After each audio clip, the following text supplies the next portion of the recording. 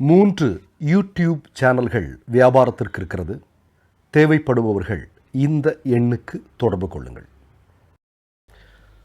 வணக்கம்.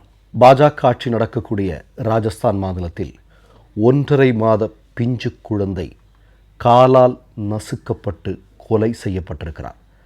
மீண்டும் சொல்கிறேன், நல்லா கேட்டுங்க. நாம் ஒருபோதும் கற்பனையில் கூட சிந்திக்க முடியாத அளவிற்கான விஷயங்கள்.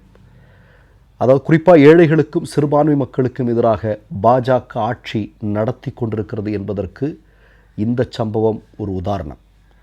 ராஜஸ்தான் மாநிலத்தில் இருக்கக்கூடிய ஆல்வார் மாவட்டத்தில் இருக்கக்கூடிய ரகுநாத் கார்க் என்று சொல்லக்கூடிய கிராமத்தில் காவல்துறையினர் சோதனையிடுறாங்க. யாருடைய வீடு அப்படின்னா இம்ரான்கான் அப்படின்னு சொல்லக்கூடிய நபருடைய வீடு. இவர் சைபர் குற்றத்தில் ஈடுபட்டார் என்பதற்காக அதிகாலையில் இவருடைய வீடு இடிக்கக்கூடிய சத்தம் கேட்கிறது. அப்போ வீட்டில் இருந்த அவருடைய மனைவி ரஷீதா உடனடியாக கதவை திறந்து பார்க்குறாங்க. கதவை திறந்து பார்க்கும்போது காவல்துறை திடுதிடுப்புன்னு உள்ளே வர்றாங்க. உள்ளே வரும்போது கம்பிளியால் போர்த்தப்பட்ட 1.5 மாத குழந்தை அது தூங்கிட்டுருக்கு. அந்த கம்பிளியால் போர்த்தப்பட்ட குழந்தையின் மீது போலீஸினுடைய பூட்ஸ் கால் போய் பதியுது. அது மிதித்ததுனால அந்த சம்பவ இடத்திலேயே அந்த 1.5 மாத குழந்தை இறந்து போகிறது. இப்போது அடுத்தது என்ன நடக்கும் உங்களுக்கெல்லாம் நல்லா தெரியும். பாஜக ஆட்சி செய்யக்கூடிய மாநிலத்தில் பிறகு என்ன நடக்கும்? கொலை குற்றத்திற்காக 3 போலீஸார் மீது எஃப்ஐஆர் பதிவு செய்யப்பட்டிருப்பதாக சொல்லப்படுகிறது. ஆனால் இந்த தாக்குதலுக்கு காரணமாகி இருக்கக்கூடிய தலைமை அதிகாரிகளுடைய பெயர்கள் இன்னும் வரையிலும் வெளியிடப்படவில்லை. சம்பவம் நடந்து ஒரு நாளைக்கு பிறகு பாஜகவுடைய காவல்துறை என்ன செய்திருக்கு அப்படின்னா, இந்த குழந்தை விபத்தில் இறந்ததாகவும் இதுக்கும் காவல்துறைக்கும் எந்த விதமான சம்பந்தமும் இல்லை அப்படிங்கிறத இன்னைக்கு சொல்லியிருக்கிறாங்க. நான் மீண்டும் சொல்கிறேன், ஒரு சாதாரணமான ஒரு தொழிலாளியினுடைய வீடு, அந்த தொழிலாளியுடைய வீட்டில் புகுந்து வாரண்ட் இல்லாமல், பெண் போலீஸ் அதிகாரி இல்லாமல் பெண்கள் தவறாக நடத்தப்படக்கூடிய இது மாதிரியான சம்பவங்கள் எல்லாமே ராஜஸ்தான் பாஜக ஆட்சி நடக்கக்கூடிய மாநிலத்தில் நடந்திருக்கு அப்படிங்கிறத போதாக்குறைக்கு நான் ஆரம்பத்திலே உங்களுக்கு சொன்னேன். நாம் எல்லாம் கற்பனையில் கூட எண்ணி பார்க்க முடியாது, நம்முடைய கற்பனைக்கு அப்பாற்பட்ட பல்வேறு விஷயங்கள் பாஜகவுடைய ஆட்சியில் நம்முடைய நாட்டில் நடக்கிறது. மீண்டும் சொல்கிறேன், இந்தியாவில் இருக்கக்கூடிய ஏழைகள், இந்தியாவில் இருக்கக்கூடிய சிறுபான்மை சமூகத்தை சார்ந்த மக்கள் எந்த அளவிற்கு கொடுமையின் உச்சத்தை அனுபவித்துக் கொண்டிருக்கிறார் என்பதை பாருங்கள். இப்போ இம்ரான்கான் என்று சொல்லக்கூடிய அந்த ஏழை தொழிலாளி அவர் சைபர் குற்றத்தில் ஈடுபட்டார்னு சொல்கிறாங்க. உங்களுக்கு நாம் கூட சில தினங்களுக்கு முன்பு ஒரு பதிவு போட்டிருந்தோம் இல்லையா? இந்தியா பாகிஸ்தான் போட்டி. ஒரு இரும்பு கடை நடத்தி கொண்டிருக்கக்கூடிய ஒரு ஏழை முஸ்லீம் ஒருவர், ஒரு ஒரு வயதில் பெரியவர், வயதில் முதியவர். அவர் இந்த மேட்ச் பார்த்துட்டு இருக்கிறார். பார்த்துட்டு இருந்ததும் என்ன நடந்தது அப்படின்னா, அவர் பாகிஸ்தானுக்கு ஆதரவாக கோஷம் போட்டார் அப்படின்னு சொல்லிட்டு அங்கே இருக்கக்கூடிய தற்போதைய பாஜக ஆட்சியில் அங்கம் வகிக்கக்கூடிய சிவசேனா கட்சியை சார்ந்த ஒருத்தன் போய் நகர்மன்றத்தில் புகார் கொடுக்குறான். நகர்மன்றம் விசாரிக்கிறது அதெல்லாம் கிடையாது, நேராக புல்டோசரோட வரான். அந்த ஏழை முஸ்லீம் நபருடைய அந்த முதியவருடைய வீடு புல்டோசரால் இடித்து நசுக்கப்படுகிறது. நான் என்ன கேட்குறேன், இன்று வரையிலும் அந்த முஸ்லீம் முதியவர் பாகிஸ்தானுக்கு ஆதரவாக கோஷம் போட்டாரா அப்படிங்கிறதுக்கு ஆதாரம் இல்லை. அப்போது இந்தியாவில் என்ன நடந்து கொண்டிருக்கிறது, பாஜக ஆட்சியில் என்ன நடந்து கொண்டிருக்கிறது? நாமெல்லாம் தமிழ்நாட்டில் இருக்கிறவங்க. இப்போ தமிழ்நாடு, கேரளம் மாதிரியான மாநிலங்களில் இருக்கக்கூடியவங்களுக்கு இதெல்லாம் செய்திகள். இப்போ நம்ம எல்லாம் இங்கே இருக்கக்கூடிய இந்துக்களாகட்டும், முஸ்லீம்களாகட்டும், கிறிஸ்தவர்களாகட்டும், இங்கெல்லாம் சகோதரர்களாக நம்ம. ஆனால் இங்கே கூட திருப்பரங்குன்றம் மாதிரியான இடங்கள்லாம் நோண்டி பார்க்குறான். ஆனால் மக்கள் விரட்டி அடிக்கிறாங்க.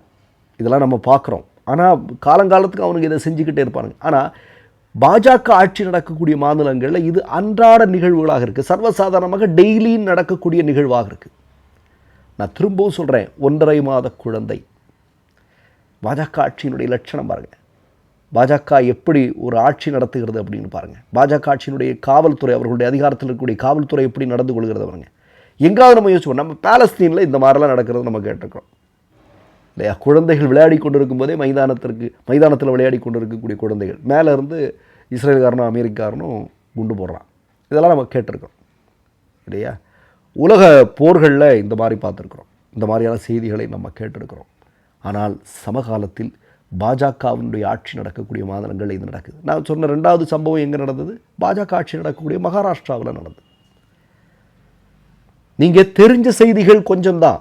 இதெல்லாம் நான் என்ன சொல்கிறேன்னா, இன்றைக்கி அந்த இடத்திற்கு சிபிஐஎம் கட்சியினுடைய பிருந்தா காரத் என்று சொல்லக்கூடிய தலைவர் அந்த இடத்துக்கு போயிருக்கிறார். போனதுனால இன்றைக்கி மீடியா வெளிச்சம் போட்டு காட்டியிருக்கிறது. ஒரு பெரிய போராட்டம், அங்கே இருக்கக்கூடிய மக்களை எல்லாம் சேர்த்து வச்சுக்கிட்டு ஒரு மிகப்பெரிய போராட்டம் நடந்திருக்கு. அதனால இன்றைக்கு ஊடகங்கள் ஓரளவுக்கு அந்த செய்தியை சொல்லியிருக்கிறாங்க, வெளியே தெரிஞ்சிருக்கு.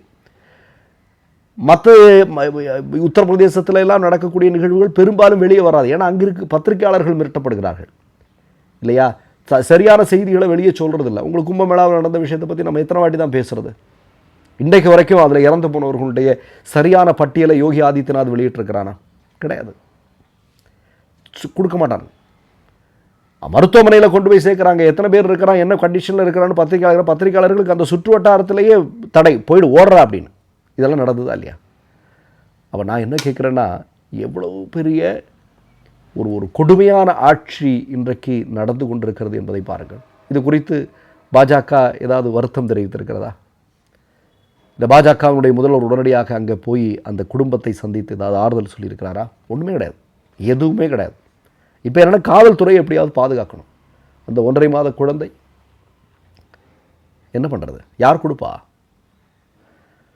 மீண்டும் மீண்டும் சொல்கிறேன், உலகிலேயே இன்றைக்கு ஏழை சிறுபான்மை மக்கள் மிகப்பெரிய அளவில் பிரச்சனைகளை சந்திக்கக்கூடிய நாடுகளுடைய பட்டியலில் இந்தியா வந்திருக்கிறது.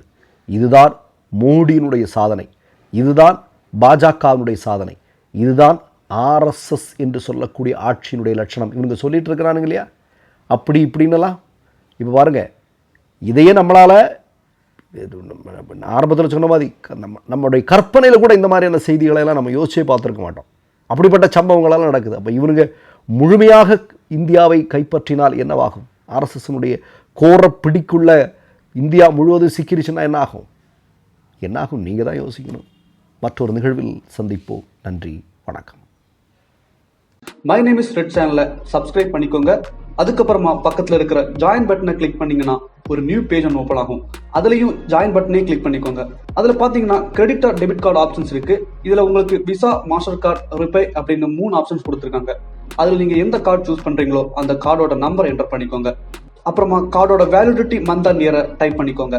அடுத்தபடியாக உங்கள் கார்டோட பின்னால் சிவிசி கோடுன்னு சொல்லிட்டு 3 நம்பர்ஸ் கொடுத்துருப்பாங்க. அந்த நம்பரை இதில் என்டர் பண்ணிக்கோங்க. அப்புறமா அட்ரஸ் அண்ட் இன்ஃபர்மேஷன் என்டர் பண்ணிட்டு பைங்கிற பட்டனை கிளிக் பண்ணிக்கோங்க.